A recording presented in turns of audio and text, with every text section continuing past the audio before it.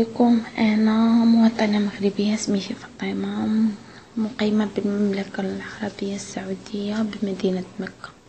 عندي مشكل كبير مع الكفيل ديالي. مهم بلا ما نقول لكم اني كنفيق بعسل الصباح وكنعس حتى الجوج ديال الليل. هادشي كامل عنديش المشكل الكبير اللي عندي هو الكفيل ديالي يتحرش بيا.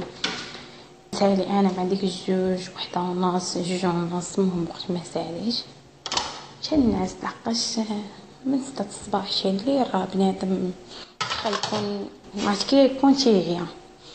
ممكن نعس عيانه مسخسخه، يعني فاش تنطيح ربي وحده اللي عالم بيا.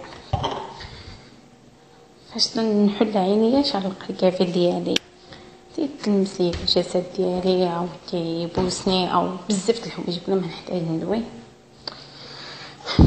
كنقول واقيلا غير كنحلم.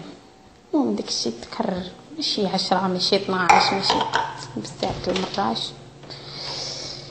عييت لواحد الدرجه ما تتخيلش، يعني كنحس براسي انني